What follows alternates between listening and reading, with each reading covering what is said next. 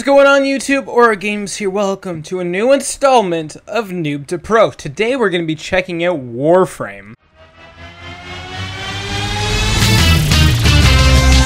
Alright, so you guys have probably seen Warframe on my channel here and there, but today we're going to be talking about the basics of Warframe, and we're going to be covering pretty much everything there is about the game in this new installment. I figured once I move and live stream, I want to be live streaming Warframe a lot, and I figured I want to do a Noob to Pro because Warframe is not a game that will take your hand and hold it like most games. This game throws you in, gives you the real bear down basics, and tells you, hey, figure everything else out on your own. So the first thing you learn about in Warframe is not your weapons. The first thing you will learn about in Warframe is your Warframe. You get to choose Excalibur, Volt, and I believe Mag. Mag has the 4 abilities, the same with all other Warframes, and I went ahead and I chose Excalibur. Now, which Warframe do you choose at the start? I normally would choose Volt, because Volt is just, he's cool. He has a shield and everything, and basically he can also speed up himself and other enemies around him, which also speed up their attacks, as well as basically any speed, and then he can shock enemies and also pretty much take down anything around him. And he's a real cool dude. The next one would be Mag, and I actually have not used Mag at all in Warframe yet, but she's just kind of there to, I guess, more protect everyone rather than, you know, protect herself, I suppose. She's kind of squishy. If you're going in for a lot of grinding and you're just kind of there to grind, or you want to level up a lot easier and you want to progress through the game a lot quicker, Excalibur is the Warframe for you. I chose Excalibur because I knew I was going to be grinding a lot, and Excalibur has pretty much all melee abilities to pretty much take down everything pretty easily, and he's just really awesome. You can also get a free Frost Prime. Well, actually, I don't even know if it's still up right now. But anyways, what's the next thing you gotta do? You gotta choose a melee weapon between the bow and the sakana. I went ahead and I chose the MK1 bow because this thing has impact damage and, of course, puncture. So now that you did that, you're gonna go ahead and choose your secondary weapon, which is either a gun or the kunai. I went ahead and I believe I chose the Lato just because I needed something with a little more slash damage, because I was gonna be going against infested a lot because I want to be grinding out my items and whatever. And then you pick your primary, which is either the Bastion or Paris. And I could have chose the Paris, but I actually went for the gun. I didn't really have a real reason to do that. I just kind of chose it because I figured the bow would be easier to build, and I still haven't built it. You beat the missions. You went ahead. You defeated some enemies. You went ahead, maybe even killed Vor by now. And you went ahead. You maybe bought some new weapons, all that good stuff. What are some of the things you really need to keep an eye on? Well, you do start off with some starter platinum, as you can see at the top here. You start with 50 platinum. I actually made my first sale for 100 platinum. I'll tell you guys how to do that in a later video. But you start off with platinum, and what a lot of people will do is buy like an accessory. That's really about it, or maybe rush a build, maybe try even build a sentinel. Don't do that. What should you do with your starting platinum? Well, it's easy. Get yourself a Warframe slot and some 1 or 2 weapon slots, because that's what I did, because I wanted to level up my mastery pretty quickly, so I needed a lot of weapon slots. And a good way to build out your weapon slots is to have 9 weapons, because there is technically 3 factions. You got Infested, Corpus, and Grenier, and those all have different types of benefits if you have the right weapons. Now, what are the benefits, you're asking? Well, faction, the Grenier, Corpus, and Infested, they all take a certain amount of damage. As you can see in the bottom right, we have slash, impact, and puncture. These all will affect those 3, and you want to build yourself accordingly. Puncture damage is good against Grenier because the Grenier are made mostly of armor. Puncture basically means you're going through the armor and you're attacking their health, so higher puncture damage means easier kills on Grenier. Impact damage means you're impacting the shield of an enemy, and you're basically taking down their shield so you can attack their health. So the higher the impact, the quicker the Corpus's shields will go down, and it's always a good idea to bring like a bow or something that's has a really high impact damage against Corpus. And then slash damage is against health, mainly infested, because most of them are all health. Sometimes they'll have armor, but for the most part they are all slash damage. So the more slash you have, the easier you will kill the infested. You also have all these other stats you can combine yourselves with, but that's not really the importance of this video. Now, what's another basic stuff you're gonna have to know? You're gonna want to know about mods and endo and all this stuff. I know it's a lot to throw you at, but this is what the game throws you at. So when you're going against, you know, Vor and stuff, you'll learn about mods, and you basically want to level up, you know, your melee and stuff like that. And you want to level up your guns and all that kind of stuff accordingly. And every time you level up a gun, you'll be able to get your stuff and you level it up and become stronger and even sell them to players for platinum or even maybe another mod you want. Now, you leveled up your stuff to level 30. You don't really want them anymore. Well, easily enough, you can just go over here. Once you're done, go ahead, click on sell. Click on the little thing that pops there, and you can sell your stuff for credits to make even more room. And yes, that is how you level up your mastery. By leveling up weapons, warframes, all that good stuff, and you can just sell them when you're done with them. And if you do that, don't worry, you can always get them again. But it does tell you what you've used. And when it has this little symbol, that means, hey, you leveled it up all the way, and now you probably don't have it anymore. So now that you sold your weapons, what do you do? What do you do? Well, you want to buy yourself some weapons. Now, the best way to start off if you want to level up your mastery the most, I would say probably buy the guns you could buy for credits.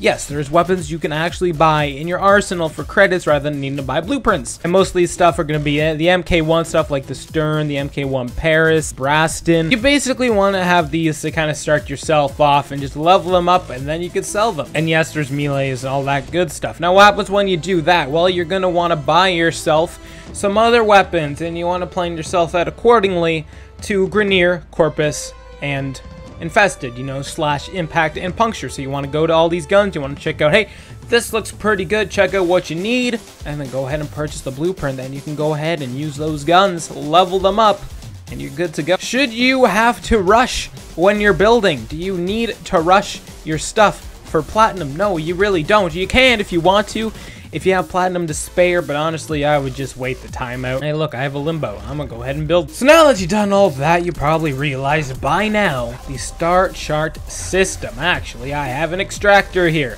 He's still good.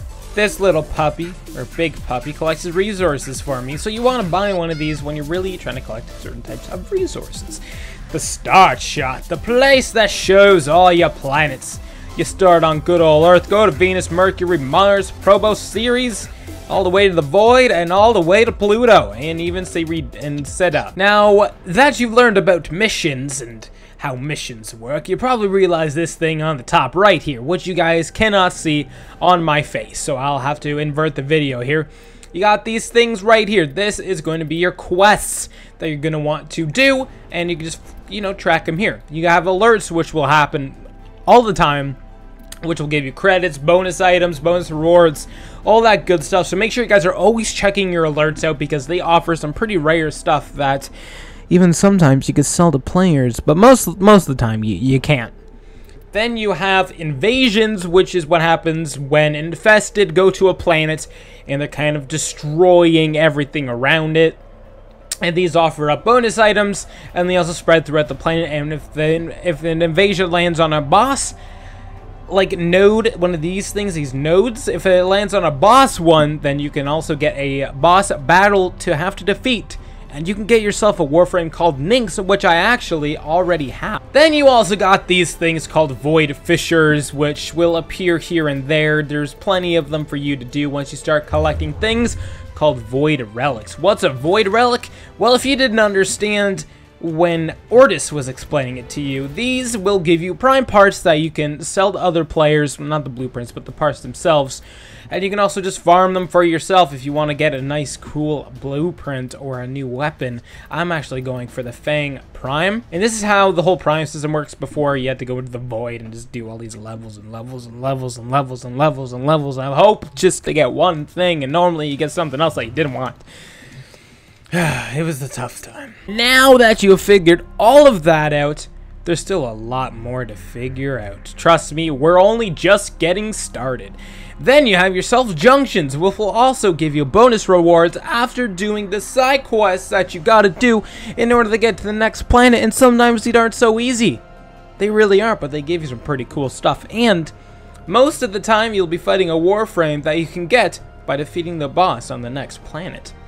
For example, going to Mars, I believe you defeat, I think, Rhino, and you get to Fusa, which gives you Rhino. I don't remember, but I know that's how you want to kind of plan out how you're going to get your new Warframes. Because you get Warframes by defeating bosses, and I'll make a list on how to get each Warframe individually in different videos. But we're still on the star chart because we got nodes to check out. You have the boss nodes, which will give you this little icon here. Sometimes they're blocked by levels for your mastery, sometimes they're not. Sometimes they're blocked by places you haven't done yet. If you want to get an extractor, you have to do all the missions on a planet, all the nodes. If they're blue, you got to do them, and you can set up an extractor to get yourself some cool little items. Now that you've done that, you've also learned about these little guys here, which are basically called solar rails, etc., dark sectors, all that good stuff. And these basically offer you bonus credit. It's basically where you want to go to farm for XP, resources, basically where you want to farm for credits too, because these will give you bonus items at the bottom here. 10,000 credits. Most of the time these missions will be either survival or defense, and they are in the infested, pretty easy to kill, which is why you're going to be swarmed by them. You get, let's say for example, 10,000 credits for 5 rounds or 5 minutes. You don't get more depending how long you go. It's only for the first 5 minutes. Technically, when the mission is complete, you will get your 10,000 credits upon leaving. So if you want to farm credits, do the first 5 rounds, 5 minutes, leave, go back. Is what most people do on Cirrus. You also get a bonus percent to drop rates, which are kind of good if you're looking for a certain planet. Of course, you can always run around and hit chests and stuff like that as well. Even find yourself some loot rooms with some loot detector and stuff like that. You also get bonus XP from kills, and then sometimes you'll even get another bonus XP for using a certain type of melee or rifle or secondary, which is where you're going to want to farm XP for those certain specific types of weapons by using those weapons only. But I would advise always bringing a melee with you, because the infested will swarm you entirely. So now that you've done all that, you learned everything there is, but no, we're not done. There's nightmare missions, which can mostly offer bonus XP, even nightmare mods. I'm pretty sure that's about it. They're just really hard regular missions with bonus challenges for you to do, like timed mode. You gotta capture this dude in like 3 minutes, 5 minutes maybe. You know, over here there's no low gravity mode. Shit gets intense, and that is Warframe. Did I miss anything? Did I miss? I missed. I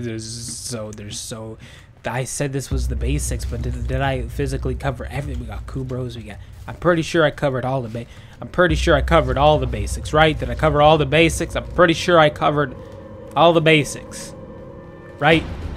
Did I explain how you can go into your things, and this is how you apply your mods and these things, and there's auras, and did I explain all this and your abilities and tell what they do and leveling up your thing to level 30? I think we're good. All right, I'll see you guys in the next video, and see you guys.